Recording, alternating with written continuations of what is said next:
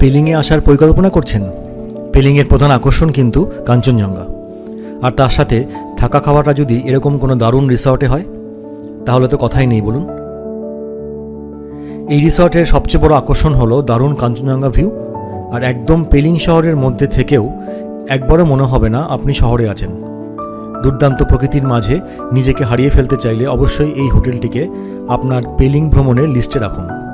আর মূল ভিডিওটিতে ঢোকার আগে অবশ্যই চ্যানেলটি সাবস্ক্রাইব করে নিন, আর বেল আইকনটি প্রেস করতে কিন্তু ভুলে যেন না।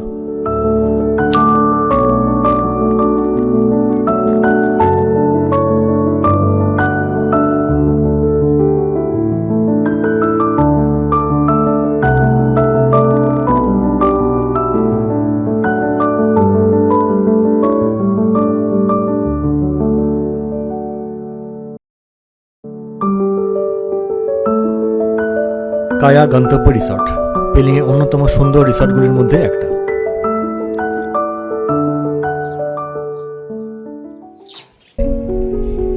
শিলিগুড়ি থেকে সেবক হয়ে সিকিমের রাস্তা ধরুন, মেনলি চেকপোস্ট পার করে চলে আসুন জোরথ্যাং।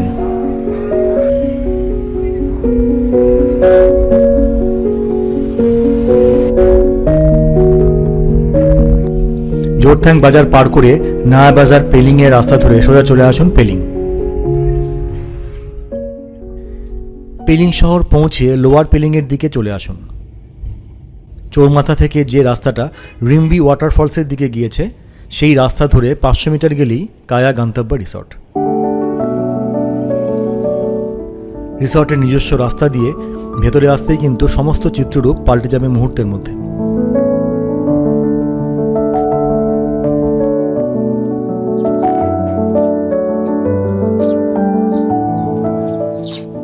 একদম শহরের ভেতরে যে এত সুন্দর প্রাকৃতিক পরিবেশ সৃষ্টি করা হয়েছে তা সত্যি প্রশংসার যোগ্য। হোটেলের মেন বিল্ডিংয়ে রয়েছে কিছু প্রিমিয়াম রুম, আর বিশাল অঞ্চল জুড়ে ছড়িয়ে ছিটিয়ে রয়েছে বিভিন্ন কটেজ। এখানকার যে কোনো রুম থেকেই আপনি পাবেন দুর্দান্ত কাঞ্চনজঙ্ঘা ভিউ, আর চারপাশের প্রাকৃতিক পরিবেশ এত সুন্দর এখান থেকে আর কোথাও যেতে মন চাইবে না। Good morning.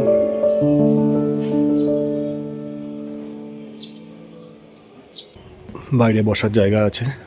রিসেপশনে চেক ইন করে চললাম আমার রুমের দিকে। রুমে যাচ্ছি।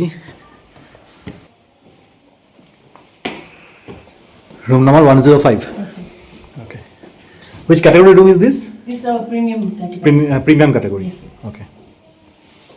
ওকে, এই হলো রুম। বাহ, দারুণ সুন্দর, বিশাল বড় রুম। একটা কিং সাইজ বেড রয়েছে, এখানে বসার ব্যবস্থা, বিশাল বড় রুম, বিশাল বড়। সামনে জানালা রয়েছে, আয়না, এদিকে tea coffee maker, LCD TV, এদিকে কাভার্ড রয়েছে, আর এদিকে ব্যালকনি আছে। ব্যালকনি বাইরে এলাম, এখান থেকে ওয়েদার ক্লিয়ার থাকলে পরিষ্কার কাঞ্চনজঙ্ঘা দেখা যাবে। বসার ব্যবস্থা এখানে, বিশাল বড় রুম, খুব সুন্দর। ওয়াশরুমটা দেখি। আচ্ছা, এই হলো ওয়াশরুম। এদিকে কমোড, ওপরে গিজার, সব কিছু আছে। Shower area, wash basin, hair dryer, সব কিছু রয়েছে যা যা দরকার। দারুণ সুন্দর এবং বড় বাথরুম। রুমে লাগেজ রেখে সোজা চলে এলাম রেস্টুরেন্টে লাঞ্চ করতে। এখানে রয়েছে দারুণ সুন্দর এই রেস্টুরেন্ট। আচ্ছা, রেস্টুরেন্টে এলাম লাঞ্চ করার জন্য। এখানে ছোট্ট একটা বার আছে।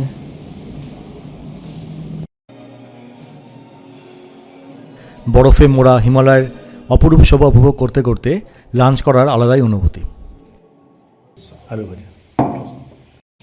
লাঞ্চে নিলাম একটা প্লেন রাইস, এগ কারি আর আলু ভাজা। এই লাঞ্চ কেমন খেতে।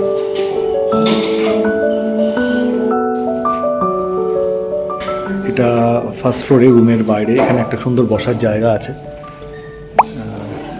সুন্দর এখানে বসার জায়গাটা। চারিপাশে রুম আছে, এদিকে রুম আছে। এটা হচ্ছে নিচে রিসেপশনটা। একটু সন্ধ্যা নামতেই বেরিয়ে পড়ুন সম্পূর্ণ রিসর্টের ট্যুর করতে।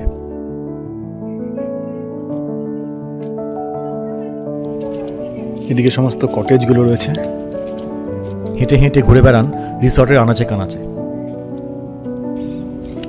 এটা হচ্ছে স্পা, মেরাকি স্পা। এত সুন্দর করে কটেজগুলিকে সাজানো হয়েছে, সত্যি এখানে বসে থেকেই সময় কেটে যাবে।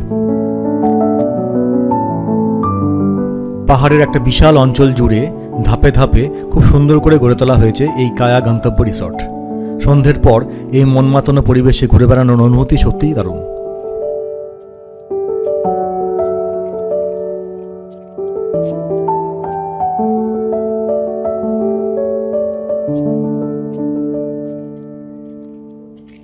রিসর্ট ঘুরে ব্রেকফাস্ট সেরে বেরিয়ে পড়তে পারেন কাছাকাছি কিছু দ্রষ্টব্য ঘুরে দেখতে।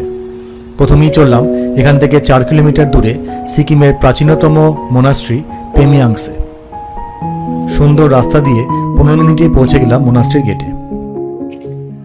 প্রাচীন মোনাস্ট্রি, খুবই প্রাচীন, 1705 সালে মোনাস্ট্রিটা তৈরি হয়েছিল। আর 3 তলা মোনাস্ট্রি এটা। একদম টপ ফ্লোরে একটা মিউজিয়াম আছে, সেটাও কিন্তু অবশ্যই দেখা উচিত সবার। এবং পেলিংয়ে এলে কিন্তু এটা একটা অবশ্য দ্রষ্টব্যের মধ্যে পড়ে। পেমিয়াংসি মোনাস্ট্রি ঘুরে হাতে সময় থাকলে দেখে নিতে পারেন সিকিমের প্রাচীনতম রাজধানী ধ্বংসাবশেষ রাবডান্সের রুইন্স। এবার এলাম হচ্ছে রাবডান্সের রুইন্স। এখানে এন্ট্রিটা হচ্ছে বার্ড পার্ক লেখা রয়েছে, তো এটা একটু খেয়াল রাখতে হবে। এন্ট্রান্সটা কিন্তু কমন, বার্ড পার্ক আর রাবডান্সের রুইন্সের এন্ট্রান্সটা সেম। এখানে রাবডান্স লেখা রয়েছে, এখান থেকে এই ভেতরে ঢুকতে হবে রাবডান্সের রুইন্সে যাওয়ার জন্য।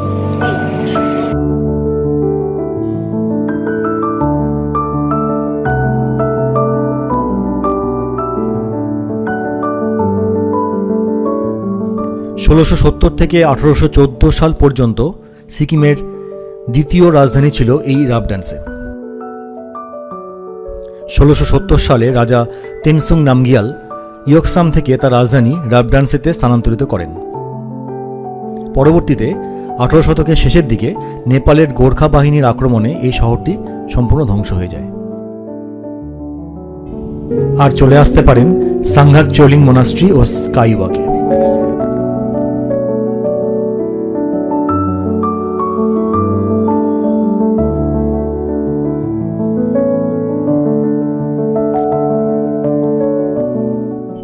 স্কাইওয়াকের গ্লাস বটম সেতুতে হাঁটতে হাঁটতে কাঞ্চনজঙ্ঘা ও চারপাশের প্রাকৃতিক পরিবেশ উপভোগ করার মজাই আলাদা। আর ঘুরে নিন সাংঘাক চোলিং মোনাস্ট্রি। অপূর্ব কারুকার্যমণ্ডিত এই মোনাস্ট্রি অবস্থিত পাহাড়ের একদম চূড়ায়, দুর্দান্ত লোকেশনে। দারুণ কিছু সময় কাটিয়ে এবার চলুন হোটেলের দিকে।